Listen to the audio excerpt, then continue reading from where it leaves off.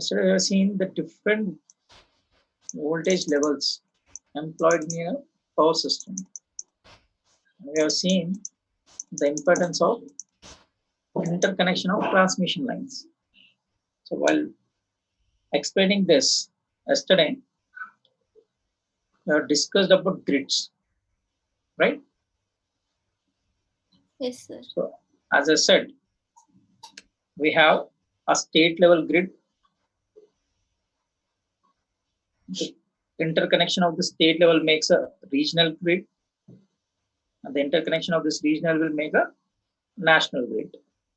So this thing, this point, you keep it in mind. Means the grids we name based on the state, region, and means based on the interconnection. In a state, if we take different power systems, different generating stations, that will make a grid. That is a state grid, right? If you interconnect those states, you'll get a regional grid. If you connect those regions, you'll get a national grid. So here, state grids. State grids something like here, Telangana state, AP state, or Karnataka state like that. Regional means they'll divide northern region, southern region, eastern region, western region. So here we have 5 regions: north, south, west, east, and one more is northeastern region. So we have this 5 regions like that. So interconnection of all these regions make a national grid, right? That interconnection technically we'll use the word tie lines. They're connected with the tie lines. Hence, there is a tie between the grids. It's like a tie between the grids. And whenever a deficiency of power in one section, then other will compensate that. So that is the importance of this thing, the lines of the grid, right? So next we have seen this sub-transmission line and everything, right? And later we have seen the importance of transmitting higher voltages. Can anyone say why do we require to transfer high voltages? Yesterday we have seen this topic. Do we have any advantages by transferring higher voltages? Yes, sir. The advantage is that the volume of conductor material which is required to construct the transmission line, that is lessened once we increase the transmission voltage. Very good, very good. Next, anyone, another? Very good. As your friend said, weight of the conductor will reduce if we go for higher voltages. Very good. Next. Sir, power transfer capability also increase. Very good. Power transfer capability also increases. That is due to reduction in your impedance of the line. Very good. Next, any other point? Still, because we have seen 3 or 4 points. We have discussed 3 to 4 points it seems. So I received only 2 points. Still. Stability of the system, sir. Yes, Mr. Aditya. Stability of the system. The system improves. Very good. Very good. Stability of system improves. Very good. So as you see, this I'm sharing yesterday's screen. Power losses Efficiency reduces. also increases. Very good, Lakshmi Priya. Efficiency also increases. The main voltage drop in resistance, sir. Very good, Abhiram. There is a less voltage drop. Here, you need to specify. You need to specific in this. You are supposed to the percentage voltage drop. As a percentage voltage drop, and resistance will decrease. Okay. So, whenever you are speaking about anything, whether it's power systems or machines or what it may be, you need to frame of the points technically as well as economically. Technical as well as economical. This here just now you said efficiency has improved, so that is a technical point. Weight of the conductor is reduced. When weight is being reduced, the cost will be reducing. So like that, whatever you construct or design, it should have both technical benefits as well as economical benefits. But there will be some cases where we need to compromise with the cost. If technical benefits are outweighing your cost, no issues. We can compromise that. But mostly we are supposed to check technical benefits as well as economical benefits, right? So here one more in terms of causes, as we have seen double circuit line and single circuit line. So in single circuit line, we have only one circuit, one RYB, right? The place occupied to construct the tower and the place occupied to construct the double circuit line will be almost same. It's not that much difference, but the cross arms will increase. Whereas in single circuit, the cross arms will be 3. In double circuit, the cross arms will be 6, as you see here. Right? So the structure is same. We are increasing the cross arms. So by that, I'm able to what? I'm able to lay one more line, one more circuit. So again, the cost here also means the right of way. We call this technical as a right of way, because simply if I want to construct any tower, right, we need to purchase that land, because everywhere we won't get free land, right? So we need to purchase that land. So that is called right of way. Right of way. Okay. So instead of erecting a single circuit in that place, if I construct a double circuit, again the cost will reduce. Right? In that way, I'm saying technical benefits are higher efficiency, regulation is good, economic benefits are reduction in cost. Right? And how they are reducing and increasing, we have seen this by using some formulas yesterday. Right? So today we'll continue the classification of your transmission lines.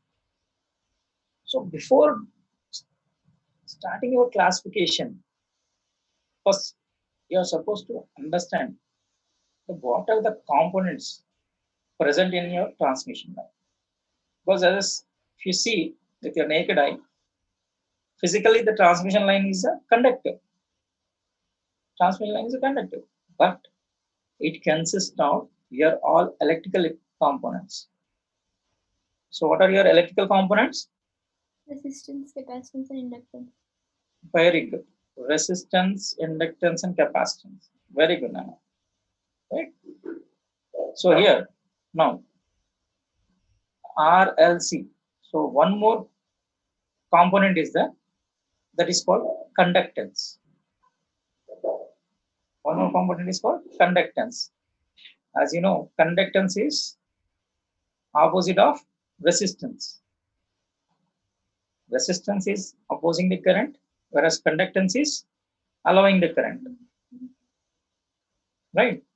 So here the point is, if you take a transmission line, it is combination of this R, L, C and conductance letter G.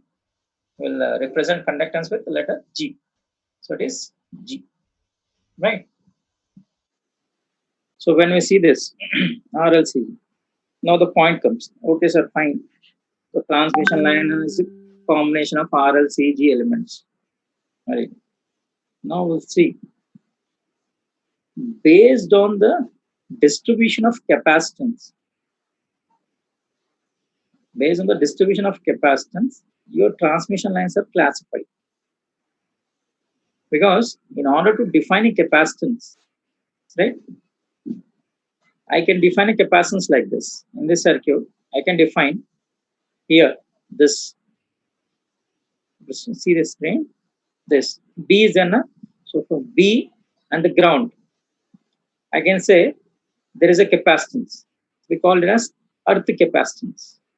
The air will be acting as a dielectric medium. In the similar way, between your Y and B, between your R and Y, means what is capacitance? It is a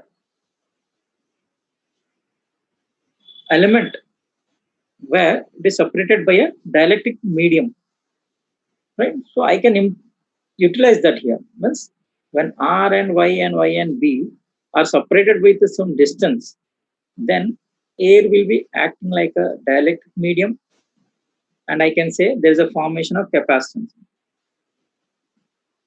right? So in a similar way with the ground also, we call it as earth capacitance. So based on this capacitance effect,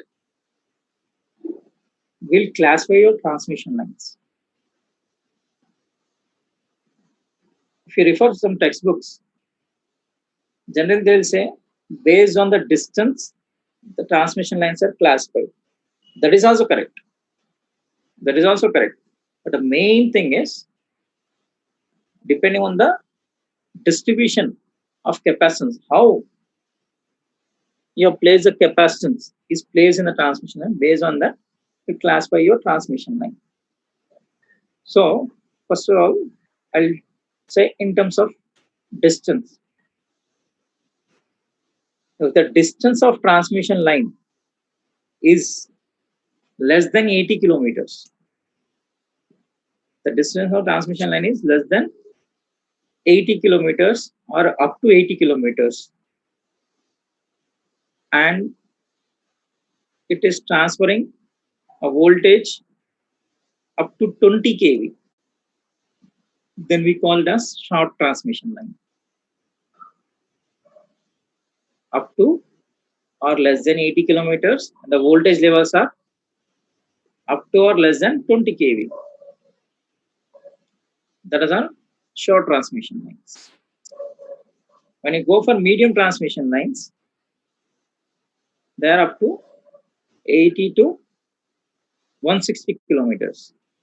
So in some textbooks, they will give 200 kilometers. In some textbooks, they will give 180 or 240.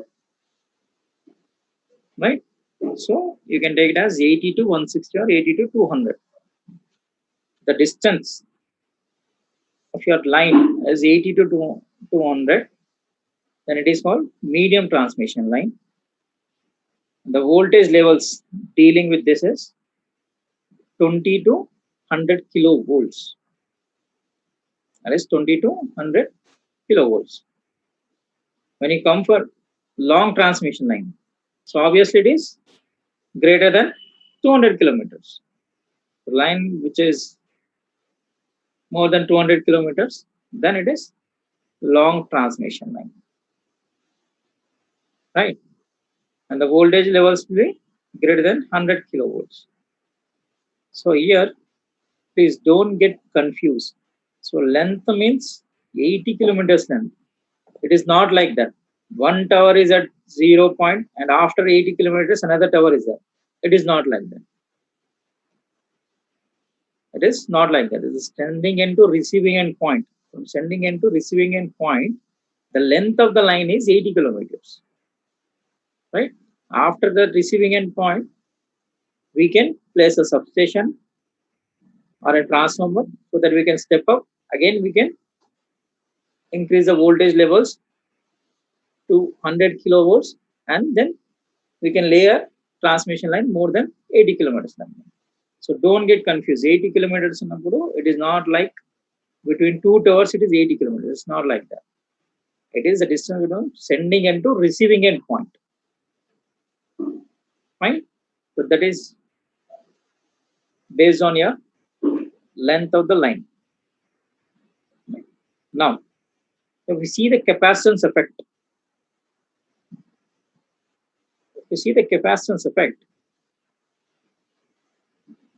due to lower voltages, as your short transmission line is dealing with lesser voltages, here I can neglect your capacitance and conductance effect. So no need to consider that. So here I can conclude one point. So when I am neglecting my conductance and capacitance, then my transmission line consists of only two components, that is R and L. That is your R and L. So you see this, it will be like this. This is sending end, see this one, sending end point and the receiving end station, R and L. We have only R and L, right? And series with the line. So that is a short transmission line, right? Now, if we go for medium transmission lines, we need to consider the capacitance effect. The capacitance effect we need to consider. So now you may get it out. So if the capacitance effect is there, then we have two options here. Here I can connect capacitance in the middle of the line like this, between this point and this point like this. Are you able to see the screen? Yes, sir. You can connect the capacitance between these two lines like this. Here I can connect a capacitance. Or else I can connect a capacitance at sending end and one more at receiving end. So you may say, sir, here only one capacitance you are connecting, and at sending end one and receiving end one. So here, if I'll take case one. First case one is when I'm connecting the capacitance in the middle of the line. When I'm connecting the middle of the line, so if the capacitance value is 100, for example, if it is 100, then if I connect the same capacitance at sending end and receiving end, then the capacitance value will be 50 and 50. We need to divide that. So when I'm doing so, I can conclude that capacitance is assumed to connect in the middle of the line, which looks like a T network. It looks like a T network. When I connect them at end of the lines, at sending end and receiving end, then it looks like a pi network. Already you dealt this. Already, yes, Mr. Nitin, can you mute your mic, please? If you have any doubt, you can ask. Nitin Narayan, 37. Just mute your mic, Nana. Right? So, the medium transmission line capacitance is assumed to connect in the middle of the line, exactly in the middle of the line, so which makes a T network. If I connect the capacitance at both the ends, like sending end and at the receiving end, then it makes a pi network. So here there are the reasons why we are connecting the sending end, why we are connecting in the middle. There are some reasons. There are some technical reasons behind this. But when you solve the circuit, you get same efficiency and same voltage regulation. Right? If you are solving your T network, you'll get same efficiency and regulation when if I connect and calculate efficiency transfer pi network. Right? Next. Coming to your long transmission. In long transmission lines, your RLC elements are distributed throughout the line. Throughout complete length of the line, your all elements are distributed. It is like, let me show one figure, 1 second. This I'll show one figure because,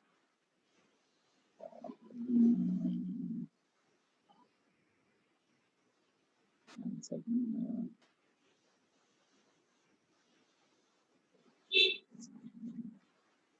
I need to prepare some PPTs.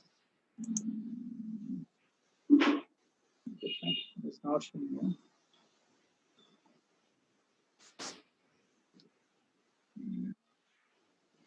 There should be. I need to make some PPTs written. So from next class onwards, it can be clear. It will be clear.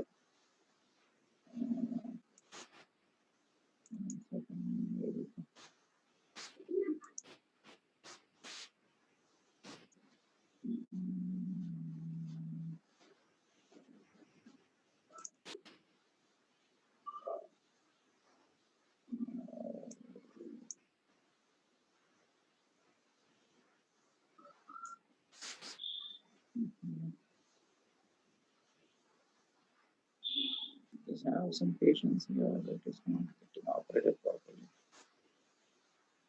Right.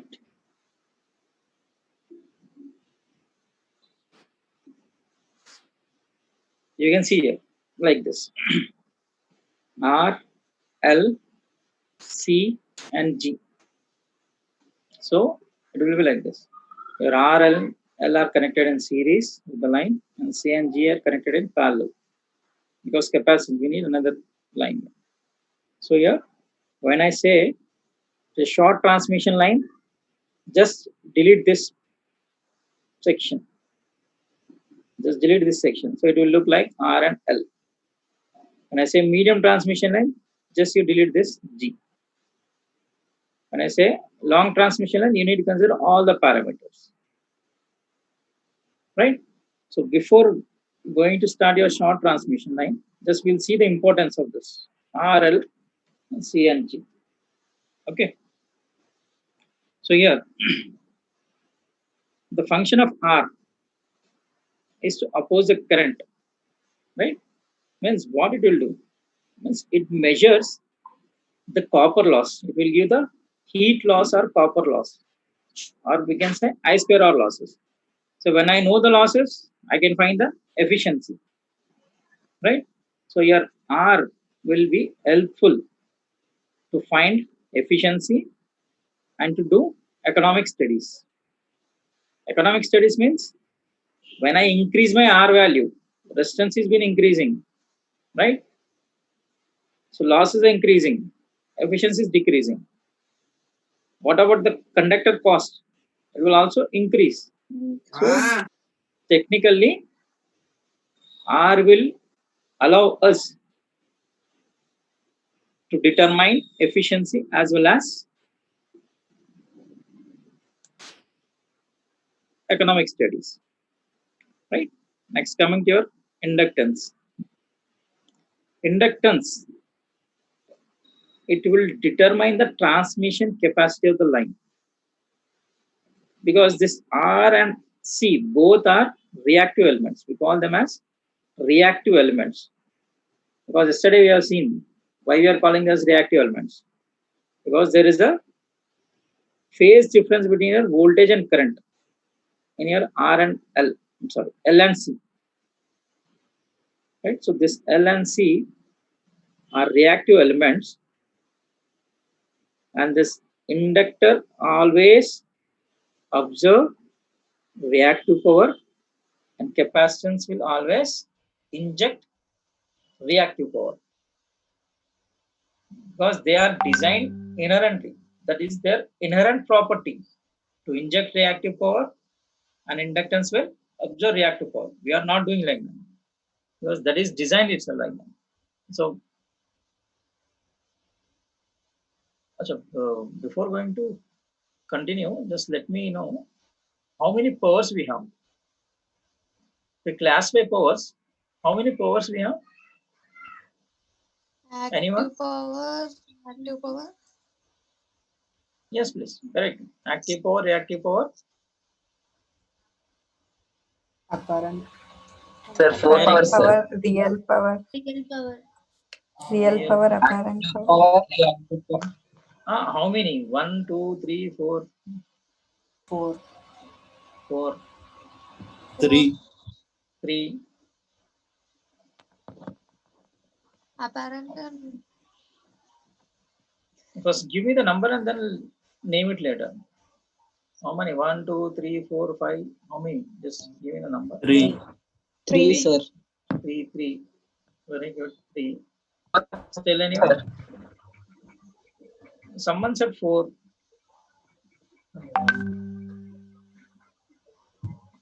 So it is, keep it in mind. This is very, very important. Only 3 powers.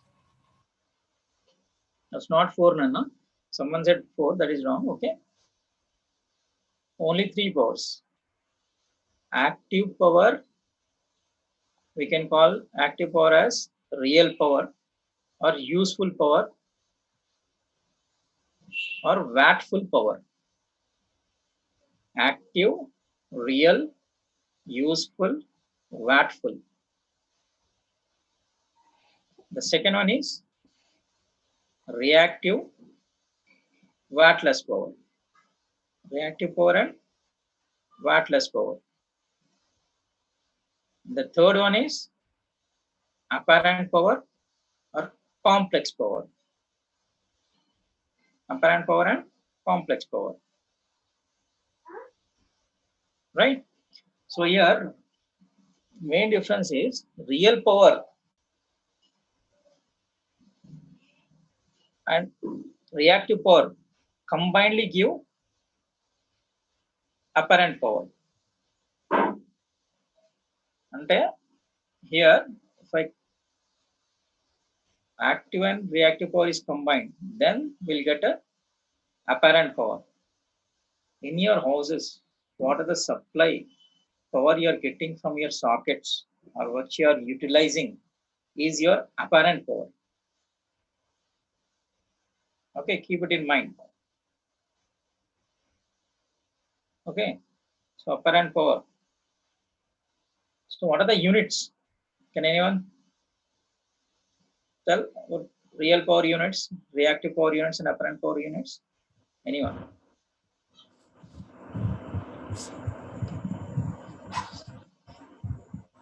Yes, please. Vedavyas. Sir, watts. Real power is watts, Very good. and reactive power is VAR. Volt amperes, reactive. Very good. Apparent is VA, sir.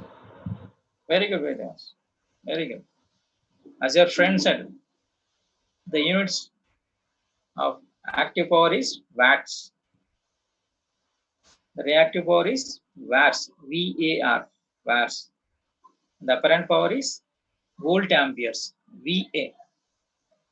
So volt amperes. Okay. I hope you heard this volt amperes, VA, to define rating of your transformer. Am I right? That is a very important question in your machines. The transformer rating is dash volt amperes or kilovolt amperes or megavolt amperes, what it may be. And the main thing is volt amperes. And you had a reason there because mainly one thing. Whenever we are giving a rating or when we are defining a unit, it mainly based on the losses occurred in that element or any machine. So in your transformer, we have only 2 losses, core losses and copper losses. Copper losses depends on your current and core losses depends on your voltage. So the units of transformer is volt amperes, right? Likewise, the apparent power units are volt amperes, transformer rating is volt amperes, and one more thing which you are going to study in your machines too, that is your alternator. Alternator rating also in volt amperes. But don't get confused, in some numericals they will give kilowatts and power factor. Kilowatts and power factor. I hope if you know your power triangle, so just you can see this is called your power triangle, this one, power triangle. So from this power triangle, I can define my power factor, apparent power, reactive power, and active power. Right? From this triangle, I can write my active power P is equal to S cos phi. Yes or no? Just you see this triangle. That is, it's a very simple triangle. There is no, right? So I can write P equal to S cos phi. Q equal to S sin phi. Right? Q equal to S sin phi. So if I simplify that, power triangle is nothing but your right angle triangle, right? So if I want to find your S, what I'm supposed to do? Apply your Pythagoras theorem. Hypotenuse square equal to adjacent square plus opposite square. So when I apply that formula, hypotenuse is your S equal to opposite is Q sin phi plus adjacent is P cos phi, right? And then Yes, so sir. when I apply your Pythagoras theorem, that is so we need a square on both sides, right? Hypotenuse square equal to adjacent square plus opposite square. So if I implement that formula by using a powers, then I'll get this. S is equal to under root P square plus Q square. So S is the complex or apparent power, a sum of active power and reactive power, P plus JQ. So I can write it as P plus JQ. So I wrote somewhere, this is my notes. So I'll make PPTs in the next class, okay? And I'll share with you. So time being, just you can see this, right? Now, coming to our parameters now. So I've seen R is opposing, and this is enabling us to determine the efficiency as well as economic studies. When you see your inductance, it helps us to determine the transmission line capacity. Now, when we see for you this capacitance, it causes the charging current. It causes the charging current. Now, what about this G? What it is doing? G is nothing but the conductance. It has to allow the current. So from where to where it has to allow? The simple thing is here. Here. We have, you can see your insulators here, right? So the G is between this cross arm, right? Between here, this insulators. This will allow the leakage current. The G will allow the leakage current. The purpose of conductance is to allow the leakage current. So while dealing with your short or medium or long transmission lines, we will neglect your conductance effect because G is dealing with the leakage current. So when you construct a line, if there is any leakage current, it is nothing but fault, right?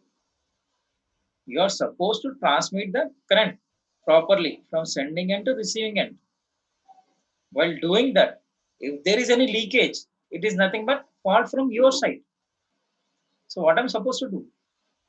I need to avoid that leakage current, right?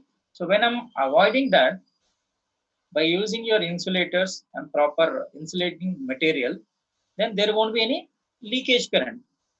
So when there is no leakage current, so I can ignore this effect. Yes, am I right? Yes, sir. Right. So whenever you refer any textbook, any standard textbook, generally they will say the transmission line parameters are RLC. Some textbook may prefer this conductance and some textbook will ignore that conductance.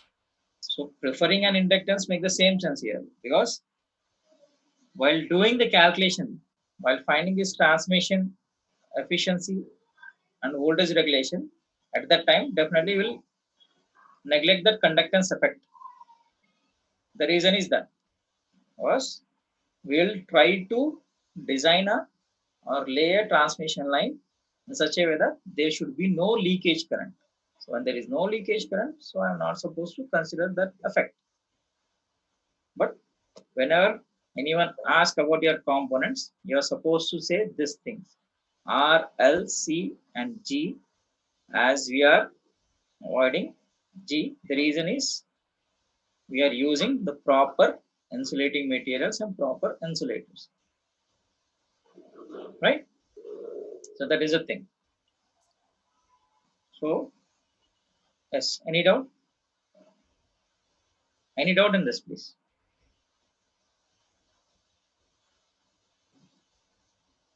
If you have any doubt, please unmute your mic and raise your doubt. If no, then we'll continue.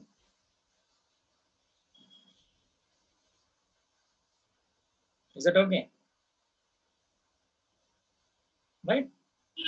So that is your R, L, C, and G. No? We'll see your short transmission line. So as I said, the short transmission line, what is the distance? Just let me pick any student. The distance of short transmission line. I'm picking. I will ask one student. I will pick a student and you're supposed to answer. Let me know. Mr. Venu, 54. What is the distance of short transmission line? Roll number 54, Venu. Are you there?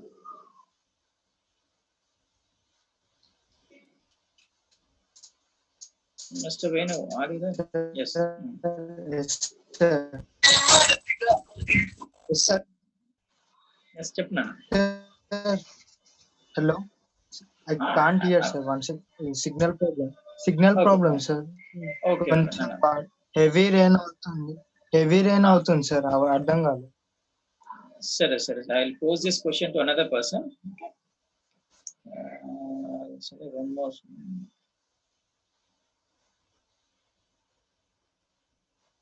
Sai Raghu, 42. Mr. Sai Raghu, 42.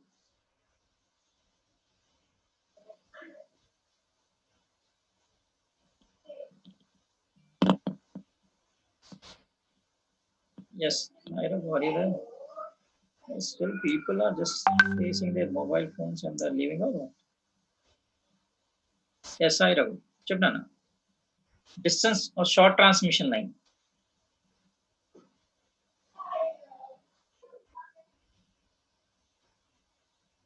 I'm unable to hear your voice.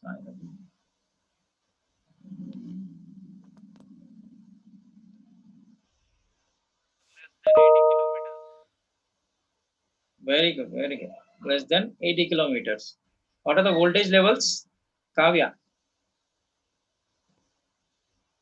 Roll number 4, Kavya. What are the voltage levels of short transmission line?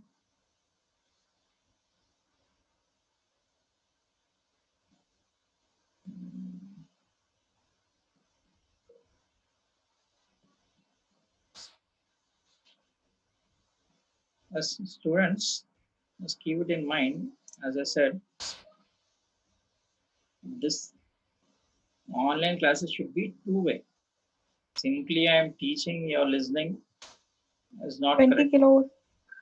20 kilos, very good. Very good, Kavya. Hence, you should be active. Listen properly what I'm saying. Okay. As I said, I'll pose questions in the middle and immediately you're supposed to respond and give answer. If you don't know, no problem. You can say that. So I don't know. I'll give the answer. Okay. but be active and listen the class carefully. Right? Very good. Next, Siddharth. For medium transmission line, what is the length? Mr. Siddharth, B. Siddharth. Yes, sir. So for medium transmission, it's from 80 to 160, sir. Very good. Very good. Mr. Very good.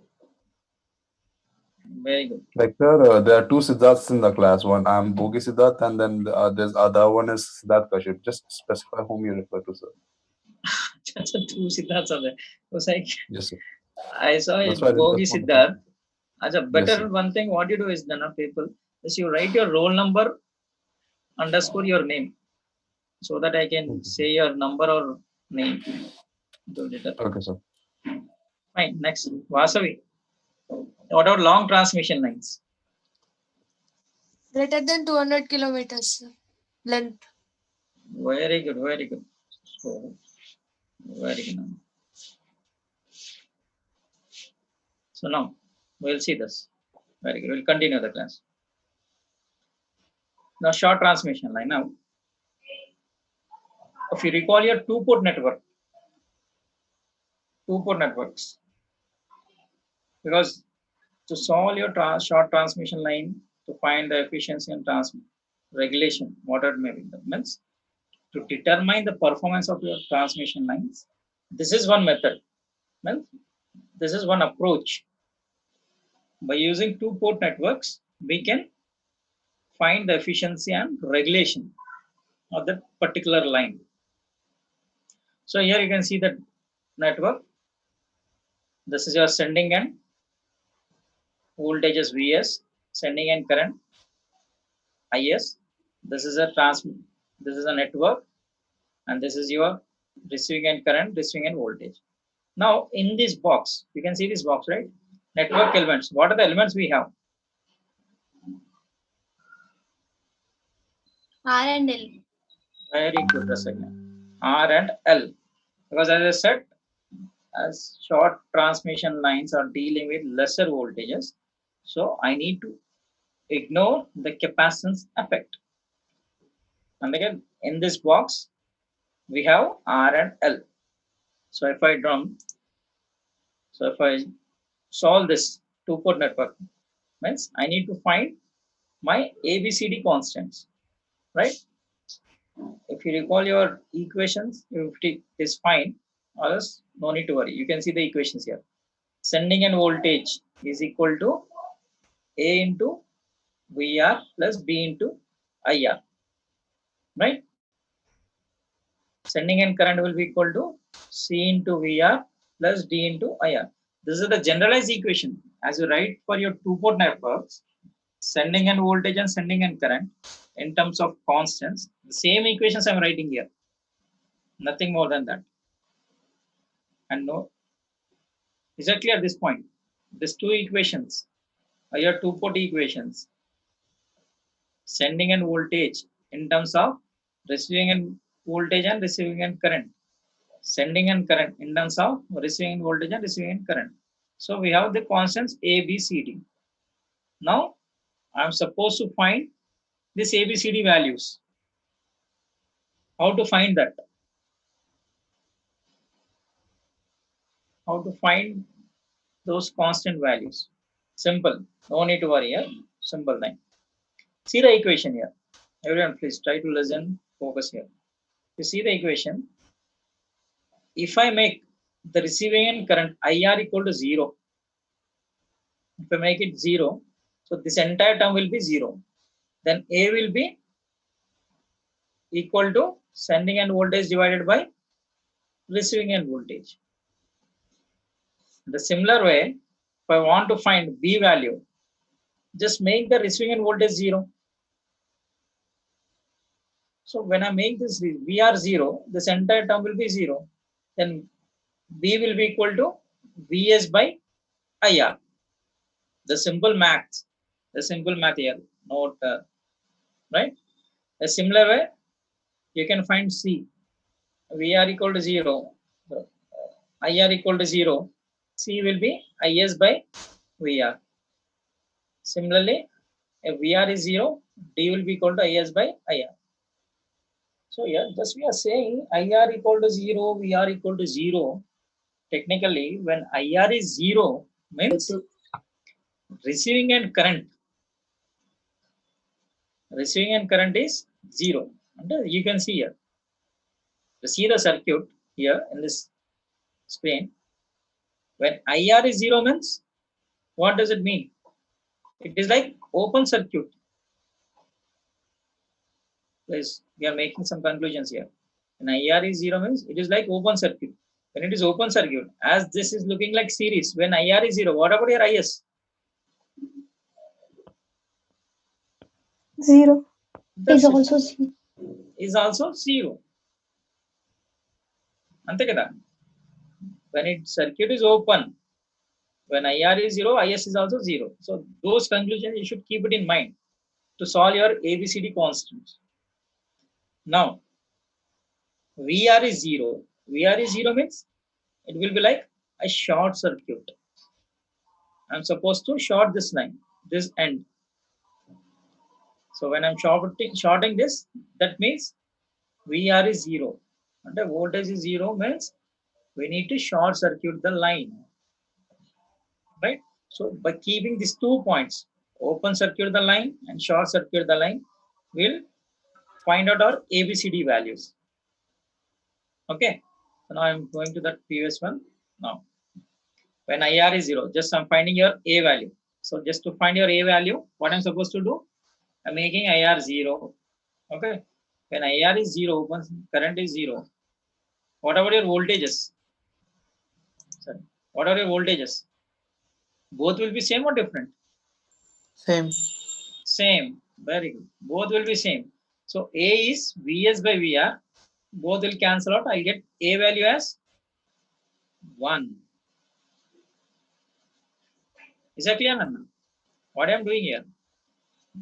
Now my task is to find my ABCD constant so that I can find my efficiency of that particular line and regulation of that line.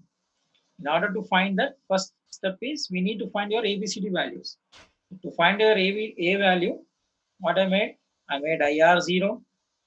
So when IR is 0, A equal to Vs by VR. So by seeing this circuit as a reference, this sending end voltage will be equal to receiving end voltage. Then A will be equal to 1. Right? Now, everyone try to analyze this. Second one. When IR is 0, I can find my C value, right? So C will be equal to IS by VR. Try to analyze here. Everyone, please see the screen and try to analyze. When IR is 0, in the second equation, when IR is 0, this entire term will be 0. I left with IS equal to CVR. So C will be equal to IS by VR. Then what will be the value of C? 0. Very good. 0. Very good. C will be 0 because when IR is 0, IS will be 0. Then 0 by anything will be 0. So C is 0. Very good. So I got two values. A equal to 1, C equal to 0. In the similar way, try to analyze B. When I analyze B, I need to make a short circuit. Hence, this term will become 0. So when B equal to Vs by IR, sending end voltage by receiving end current. Right? So voltage by current will give you what? Resistance. Resistance. So technically, as our circuit is looking like this, R and L, it is sum of R and L. So here, instead of resistance, you use the word impedance. Impedance. Very good. Because if this term doesn't exist, your inductance doesn't exist, then you can say, sir, R. But your line is a combination of R and L. So I can say your B as Z, impedance. Right? Now, in the similar way, you analyze this. Find out your D value. Find out your D value and tell me. What will get your D? VR is 0. Make it 0. So D will be equal to IS by IR. So what will get D? It is 1, sir. One, sir. That's it. D is 1 again because IS, IR are same. Both cancel out, you'll get 1. So from this I can write A equal to 1. Where is that? A equal to 1. B is equal to Z. C is equal to 0. D is equal to 1. Now I got all my values.